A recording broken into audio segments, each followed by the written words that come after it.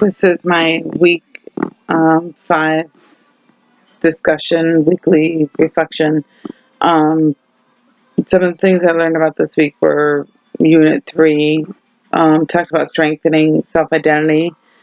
That's in the Ada and Campoy book. Some of the things that I thought were interesting was the activity, the story of my name, where it's a parent book, and it's a book that's made by the parents, and it can tell the story about their name to give a little bit of history.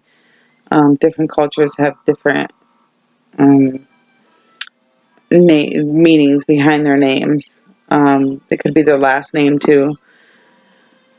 Another activity was inviting family members to write acrostics, and this would be a give parents instruction and provide the paper where parents would fill the child's name in vertically and then put a characteristic horizontally next to each letter of the name.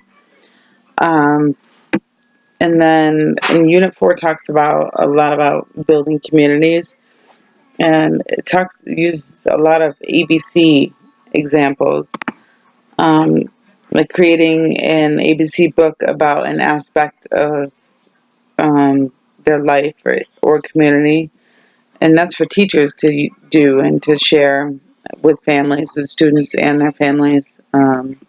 Parents could also create a book. They could share stories about their life experiences um, with their children and provide information on the topics selected. And that also could be an ABC book. The Tabor's book this week talked about things like telegraphic speech, which talks about using and asking students to describe objects by saying things like, what's this or what's that. If the child knows the word, then you can elaborate, like, for example, what color it is, like a red car. If they say the word car, you could say, oh, it's a red car. Um, just being a little bit more descriptive. Um, Once the children, after the telegraphic language leads to productive language. And this is where the children are able to put together a whole sentence. And I thought it was really interesting that these kids at such a young age are, I think the book said, they're making guesses as to how to put sentences together. It's just amazing that they're capable of so much at such a young age. My reflection for this week, a little bit off of each thing that I mentioned, the story of my name. I think it's really neat to do something like this because so many different cultures have different traditions. Like here in America, we have a lot of people are named after, say, John the Third or something like that. Where I know my husband's family is from Jamaica, and they have a lot of juniors. Instead of calling them like John the Third, they're all juniors. My husband has several cousins, and they're all junior. Um, but also, like I see in my classroom, a lot of mothers come in, and it's hard to figure out if they have different last names from the child. And I don't know if it's specifically that they're not married, because in America you usually take your husband's last name. But I know in other cultures it's not like that. So that's something that's you could get out of that type of activity.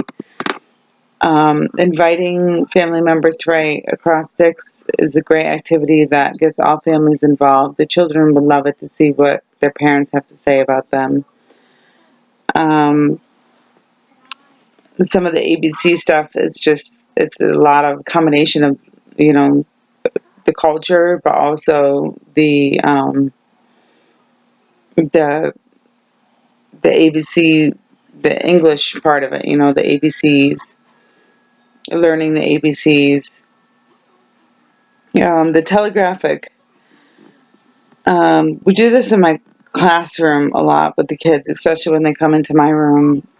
Their language is really starting to take off. And I've mentioned before that we don't the lead teacher and I don't speak any other language. English is our only language. So the kids really have to work with us because we don't know how to speak their language. So they usually start in a room, for example, like at snack time or lunch. They'll hand us their water bottle